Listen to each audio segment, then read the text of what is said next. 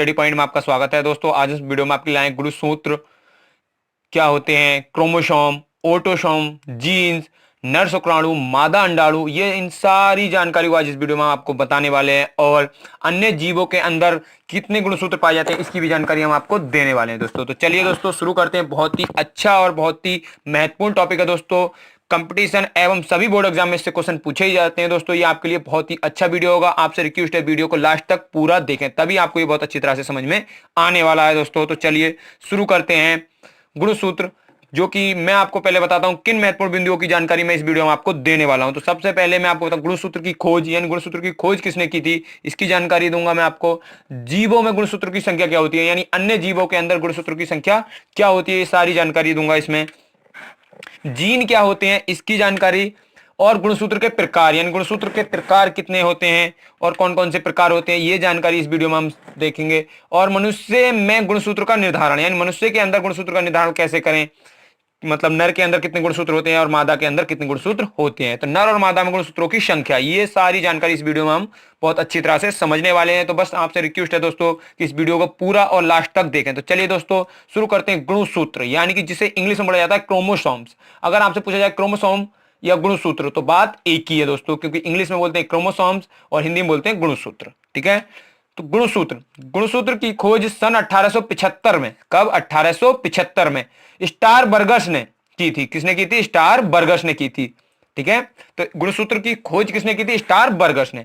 लेकिन सबसे पहले गुणसूत्र शब्द का प्रयोग सन 1888 में, कब, सन 1888 में वाल्डियर ने किया था। किसने किया था? वाल्डियर ने किया था। याद रखना है आपको, गुणसूत्र की खोज किसने की थी? स्टार बर्गस ने। कब की थी? 1875 में। लेकिन जो गुणसूत्र शब्द बोला था वो किसने बोला था? वाल्डियर ने बोला था सन 1888 में। ठीक है, कोशिका विभाजन का अध्ययन करते हुए दिया था, यानी कि जब ये वाल्डियर कोशिका का विभाजन कर रहे थे और उसका अध्ययन कर रहे थे उस समय इन्होंने इसका शब्द का नाम गुणसूत्र दिया था। ठीक है, यानी कि कोई गुणसूत्र जीव में, यानी जीव की कोशिका के केंद्रक में, यानी गुणसूत्र कहां पे होता है? जीव की कोशिका के केंद्रक में उपस्थित धागे के आकार की एक संरचना होती है। यानी कि जो जीव जो होते हैं उनकी कोशिका जो होती है, कोशिका के केंद्रक में उपस्थित एक धागे के आकार की जो संरचना सा पाया जाता है वही क्या कहलाता है? गुणसूत्र कहलाता है।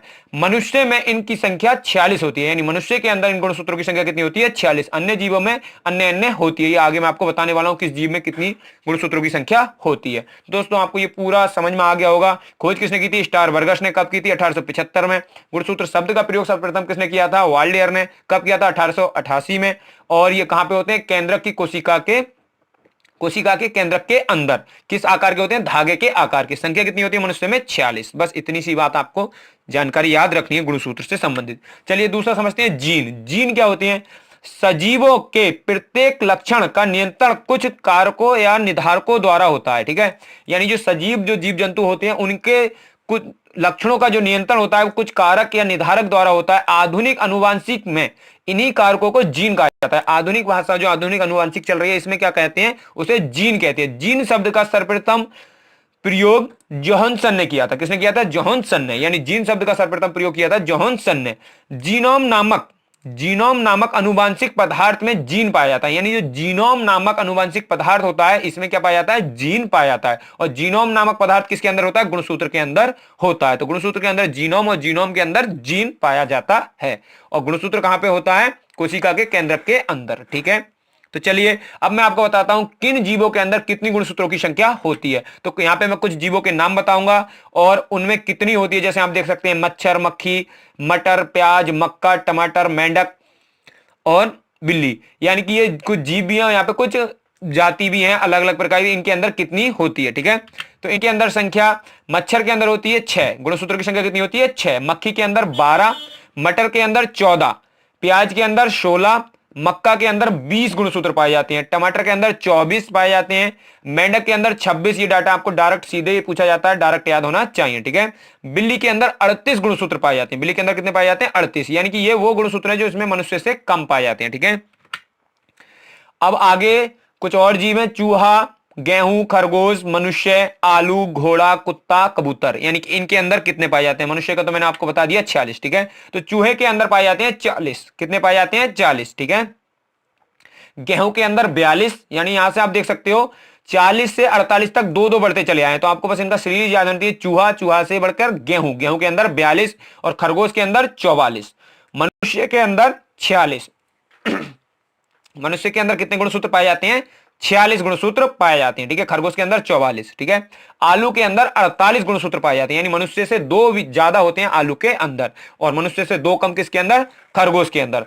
और मनुष्य से 4 कम किसके अंदर? गेहूं के अंदर। यानी जो गेहूं हम खाते हैं उनके अंदर कितने गुणसूत्र होते हैं? 42। और मनुष्य से 6 कम किसके अंदर? चूहे के अंदर। इस प्रकार से मनुष्य की तुलना में आप आराम से याद रख सकते हो, ठीक है। घोड़े के अंदर 64 गुणसूत्र पाए जाते हैं, यानी 8 का वर्ग, ठीक है। तो घोड़े के अंदर 64 गुणसूत्र पाए जाते हैं। कुत्ता 78 गुणसूत्र पाए जाते हैं, और कबूतर के अंदर 80 गुणसूत्र पाए जाते हैं। यानी चूहे के अंदर देखो कम और कबूतर के अंदर ज्यादा। कबूतर के अंदर चूहे से आधे, ठीक है। डबल। कबूतर के अंदर चूहे से डबल और चूहे के अंदर कबूतर से आधे, ठीक है। तो इस प्रकार से आप याद रख सकते हैं। और मक्का के अंदर इससे भी आधे, ठीक है। तो 20, 40, 80, इस प्रकार से आप थोड़ा सा सीक्वेंस बनाने की कोशिश करना, काफी अच्छे आपके लिए क्वेश्चन रहेंगे, पूछे जाते हैं डायरेक्टली, ठीक है। तो चलिए और समझते हैं गुणसूत्र के प्रकार। तो गुणसूत्र के प्रकार, गुणसूत्र दो प्रकार के होते हैं। कौन कौन से? नंबर 1 आलिंग, नंबर 2 लिंग, ठीक है। यानी आलिंग और लिंग ये दो प्रकार के गुणसूत्र होते हैं। अब आलिंग गुणसूत्र क्या होते हैं? वे गुणसूत्र जो लिंग लक्षणों को छोड़कर, यानी कि लिंग के लक्षणों को छोड़कर अन्य लक्षणों का निर्धारण करते हैं, उन्हें आलिंग गुणसूत्र कहते हैं। यानी कि वे गुणसूत्र जो हमारे लिंग लक्षणों को ना बताएं, लिंग लक्षण का मतलब हो गया यानी कि हमारे जेंडर को ना बताएं कि हम पुरुष हैं या स्त्री हैं, इसको ना बताकर सिर्फ हमारे किसको, अन्य लक्षणों को निर्धारण करें, उन्हें क्या कहते हैं? आलिंग गुणसूत्र कहते हैं। इसे कुछ अन्य नाम से भी जाना जाता है, जैसे कायिक गुणसूत्र, स्वजात गुणसूत्र, ठीक है। यानी कायिक मतलब जो काया को बनाए, यानी स्वजात मतलब जो खुद जाति को वो करें, ठीक है। ये नर और मादा में दोनों में समान होते हैं, ठीक है। नर और मादा दोनों के अंदर क्या होते हैं? समान होते हैं। कौन से? आलिंग गुणसूत्र, ठीक है। इनसे क्या होता है? लिंग लक्षणों को निर्धारण नहीं किया जाता है, बाकी अन्य चीजों का निर्धारण किया जाता है, ठीक है। और इन्हें दूसरा नाम कायिक गुणसूत्र भी कहते हैं, ठीक है। अब दूसरा देखते हैं लिंग गुणसूत्र। लिंग गुणसूत्र क्या होते हैं? लिंग निर्धारण करने वाले, यानी कि जो लिंग को बताएं, ठीक है, कि पुरुष है या स्त्री है, उसको निर्धारण करने वाले गुणसूत्र क्या कहलाते हैं? और ये हमारे मतलब अनुवांशिक गुणसूत्र होते हैं, यानी कि हमारे पूर्वजों द्वारा हमें अपने आप आते हैं, ठीक है। यानी कि ये हमारे अंदर अनुवांशिक तौर पर मौजूद रहते हैं, ठीक है। तो आप देखते होंगे जैसे माता पिता के गुण बच्चे के अंदर जो पाए जाते हैं वो क्या है? गुणसूत्र के ही गुण होते हैं, ठीक है। तो लिंग निर्धारण करने वाले गुणसूत्र क्या कहलाते हैं? लिंग गुणसूत्र कहलाते हैं, ठीक है। लिंग निर्धारण जो करने वाले गुणसूत्र होते हैं उन्हें क्या कहते हैं? लिंग गुणसूत्र कहते हैं। इन्हें हेटेरोसोम भी कहते हैं, यानी इनका दूसरा नाम क्या है? हेटेरोसोम। लिंग गुणसूत्र का दूसरा नाम हेटेरोसोम। ये गुणसूत्र नर और मादा दोनों में अलग अलग होते हैं, यानी नर और मादा के अंदर ये गुणसूत्र अलग अलग होते हैं, ठीक है। जिन्हें एक्स और वाई गुणसूत्र कहते हैं, यानी कि जिन्हें क्या कहते हैं? एक्स और वाई। यानी मनुष्य के अंदर जो गुणसूत्र पाए जाते हैं एक्स और वाई के रूप में मानते हैं, ठीक है। मनुष्य में लिंग निर्धारण इन्हीं गुणसूत्रों द्वारा होता है, यानी मनुष्य के अंदर जो लिंग का निर्धारण होता है वो एक्स और वाई इन्हीं लिंग गुणसूत्रों के द्वारा होता है। यानी कब स्त्री है और कब पुरुष है, इसके लिए यानी कि नर और मादा जो डिवाइड करता है वो कौन से गुणसूत्र करते हैं? लिंग गुणसूत्र ही करते हैं, ठीक है।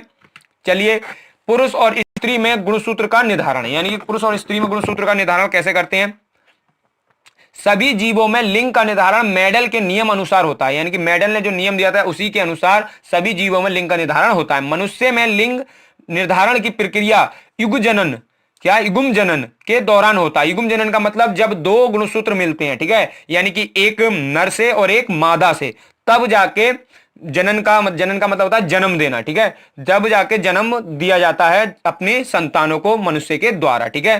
तो प्रत्येक संतान को समजात गुणसूत्र में से, समजात मतलब समान, ठीक है, सूत्र में से एक जोड़ी गुणसूत्र माता के अंडाणु से, यानी कि एक जोड़ी किससे मिलता है? माता के अंडाणु से, तथा दूसरा गुणसूत्र पिता के शुक्राणु से प्राप्त होता है। यानी कि जब भी किसी भी संतान का जन्म होता है मनुष्य की, तो एक गुणसूत्र उसको माता के अंडाणु से प्राप्त होता है और दूसरा गुणसूत्र उसे पिता के शुक्राणु से प्राप्त होता है।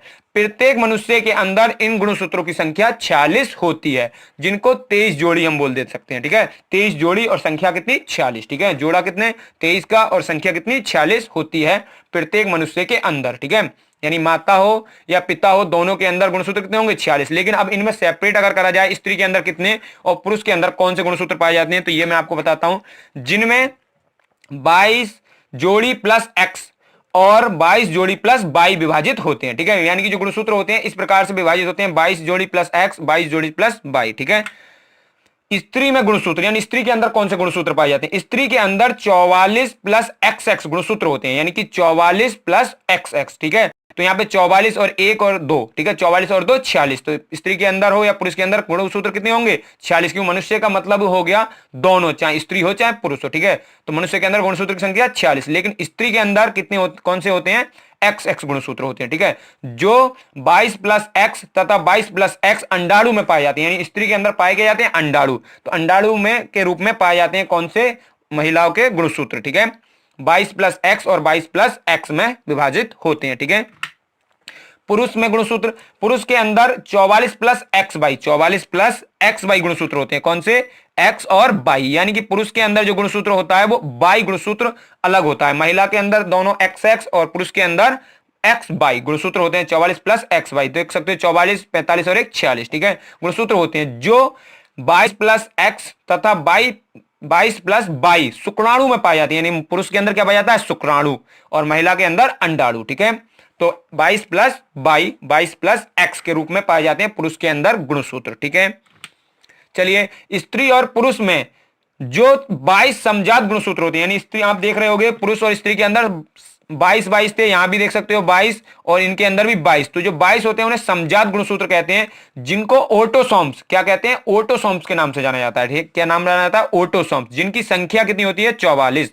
यानी कि जो आप देख रहे हैं जो 44 गुणसूत्र हैं वो क्या है? ऑटोसोम है। या ये वाले ले लो या ये ले लो, ये क्या है? ऑटोसोम। ठीक है, और ये जो दो हैं वही हमारी संतान को निर्धारण करते हैं कि संतान क्या होगी, यानी पुरुषों के अंदर या महिला के अंदर जो गुणसूत्र हैं उन्हीं पर संतानों का निर्भर करता है। ठीक है, कि संतान, जन्म लेने वाली संतान क्या होगी, यानी एक्स एक्स मिलेंगे तब क्या होगी या एक्स वाई मिलेंगे तब क्या होगी। ठीक है, तो ये आगे अभी मैं आपको बताने वाला हूं। ठीक है, जिनकी संख्या कितनी होती है ऑटोसोम की? 44, और जोड़ी में पूछा जाए तो 22 जोड़ी। ठीक है, ऑटोसोम की संख्या 22 जोड़ी और क्रोमोसोम की संख्या 23 जोड़ी और 46 गुणसूत्र। ठीक है, 46 होती है। क्लियर है? तो चलिए अब मैं आपको बताता हूं नर शुक्राणु और मादा शुक्राणु का निषेचन, यानी कि जब नर का शुक्राणु और मादा का अंडाणु का निषेचन होता है तब क्या होता है। ठीक है, तो नर के शुक्राणु क्या होते हैं?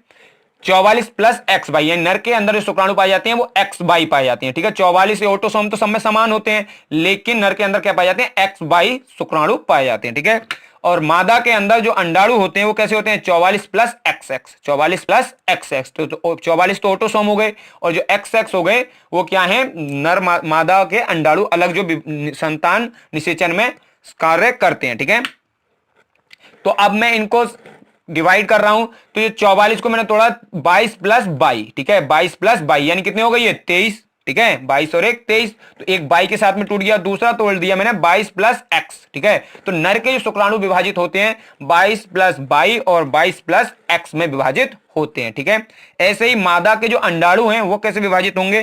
तो 22 प्लस एक्स, क्योंकि मादा के पास क्या है? दोनों एक्स एक्स हैं। ठीक है, तो 22 प्लस एक्स और 22 प्लस एक्स। ठीक है, तो 22 प्लस एक्स, इस प्रकार से मादा के अंडाणु विभाजित होते हैं।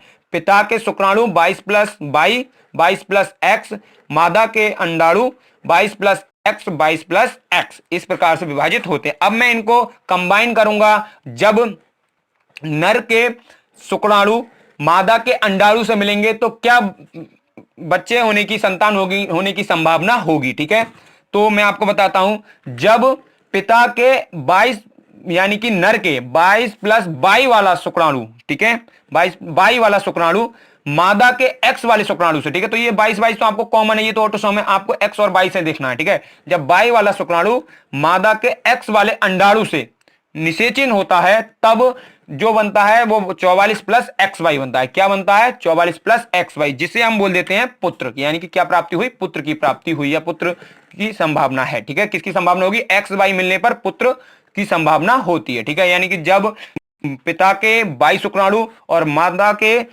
ठीक है, माता के एक्स अंडाणु, ठीक है, जब मिलते हैं तो पुत्र की संभावना होती है। ठीक है, चलिए दूसरा समझते हैं।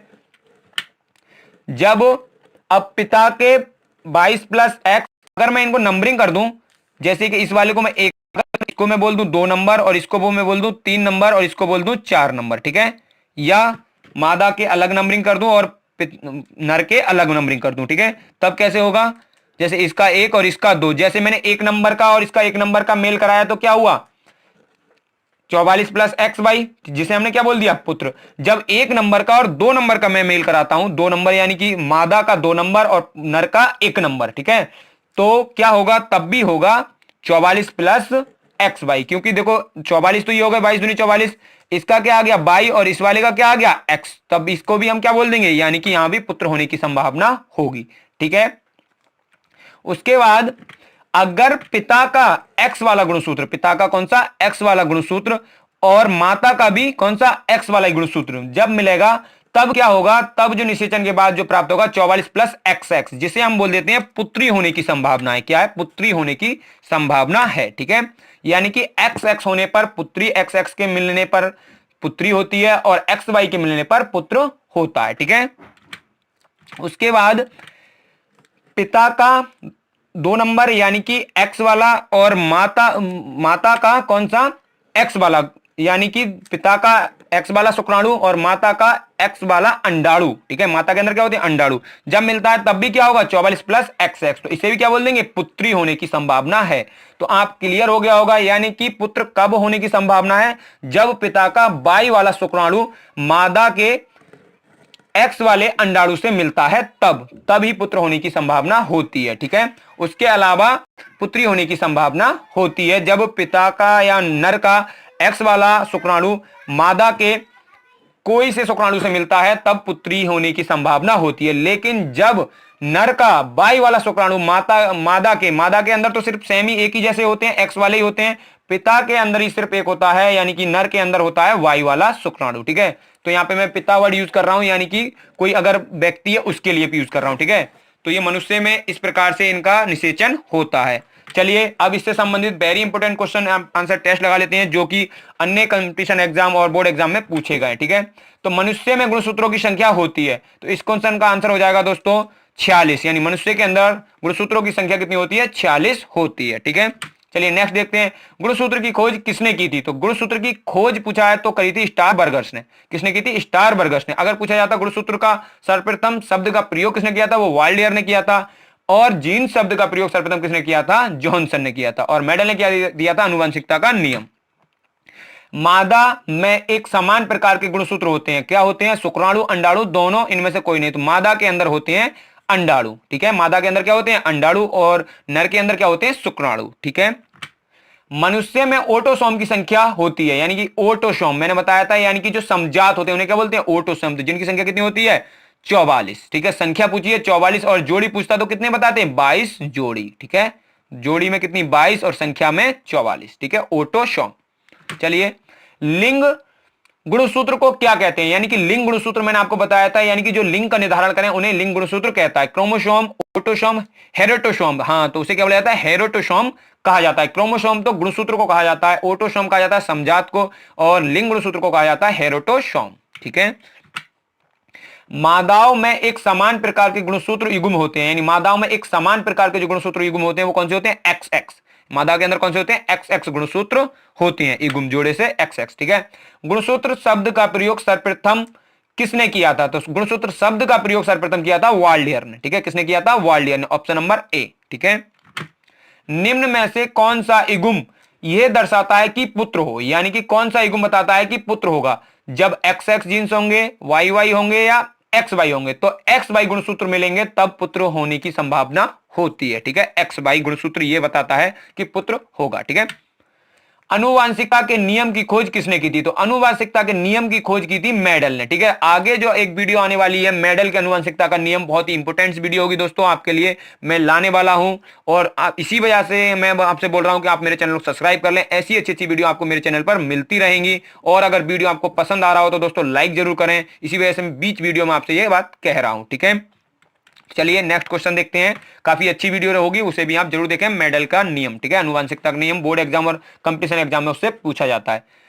जीन शब्द का प्रयोग सर्वप्रथम किसने किया था, अब किसका जीन शब्द का, तो जीन शब्द का प्रयोग किया था जॉनसन ने। किसने किया था, जॉनसन ने। और जीन पाया कहां जाता है, जीनोम नामक एक पदार्थ होता है उसके अंदर जीन पाया जाता है, ठीक है। गुणसूत्र के अंदर जीनोम नामक पदार्थ होता है उसके अंदर जीन पाया जाता है, ठीक है, मैंने आपको बताया था शुरू में।